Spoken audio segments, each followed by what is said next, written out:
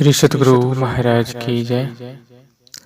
सज्जनों, आपको सदगुरु महर्षि में परमहंस जी महाराज की अमृतमय वाणी को सुनाने जा रहा हूँ।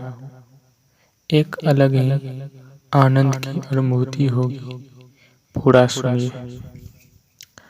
पहले ज्ञान चाहिए। एक अपने देश में द्वापर युग का अंत होते होते एक बड़ा भारी युद्ध हुआ था और भरतवंशी में युद्ध हुआ था। भरतवंशी दो भागों में बटे हुए थे, कौरव और पांडव। भरतवंश में कुरु नाम का एक राजा हुआ करता था, इसलिए कौरव और पांडवों के पिता का नाम पांडु था, इसलिए पांडव। किंतु दोनों ही कौरव थे और भरतवंशीय थे। वह युद्ध 18 दिनों में समाप्त हुआ था। वह बड़ा भयंकर गृह युद्ध था। पांडव जीत गए और कौरव सब मारे गए।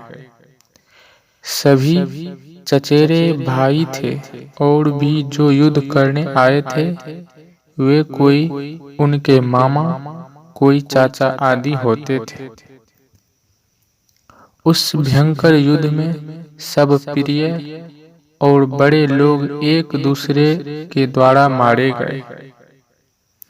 बच गए 5 भाई पांडव। पांडवों में जो सबसे बड़े थे वे थे युधिष्ठिर। उनके मन में हुआ कि अब हम राज करके क्या करेंगे। जो हमारे चाचा थे, भाई थे, लड़के थे, भतीजे थे, सभी मारे गए। अब राज किसके लिए करें। यह कहकर वे बहुत रोते थे कि मैं बहुत पाप किए। लोग कहते कि तुम क्षत्रियों के धर्म के अनुसार युद्ध किए हो, मारे हो, तुम ऐसा क्यों कहते हो कि पाप हो गया है। फिर भी लोगों की बातों से इनका मन नहीं मानता था। व्यास और कृष्ण ने भी समझाया, लेकिन उन्होंने समझा नहीं। अंत में व्यासदेव जी ने कहा कि तू पाप क्यों बोल रहा है। यज्ञ करो, अश्वमेध यज्ञ करो।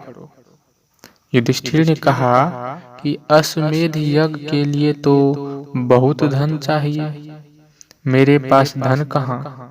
हमारे आश्रित जो राजे लोग थे उनके कुछ धन लेकर मैंने खर्च किया और कुछ दुर्योधन ने लेकर खर्च किया। उनसे धन मांगू तो कहाँ से वे देंगे। और भी जो धन हस्तिनापुर का था उसको दुर्योधन ने खर्च किया। हम लोग तो जंगल में थे।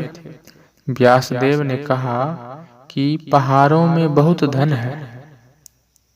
मरुत राजा ने यज्ञ किया था और उन्होंने इतना धन दान लोगों को दिया था कि लोगों ने अगर ले नहीं जा सके उसे पहाड़ में गाड़ दिया। मैं रास्ता और अनुष्ठान बताता हूँ, वहां जाओ, धन ले आओ और यज्ञ करो। युधिष्ठिर ने व्यासदेव की बात में विश्वास किया। उनके बताए हुए मार्ग से गए, अनुष्ठान कर धन प्राप्त किए और धन लाकर अश्वमेध यज्ञ किया। मतलब यह कि बिना जाने आदमी क्या करेगा, इसलिए पहले जानना चाहिए, अर्थात ज्ञान चाहिए। युधिष्ठिर के लिए वह धन पहले अव्यक्त था। अव्यक्त में उसकी आसक्ति थी। वही आसक्ति प्रेम में प्रवाहित होती है और उससे वह खींचता है और धन लाने जाता है।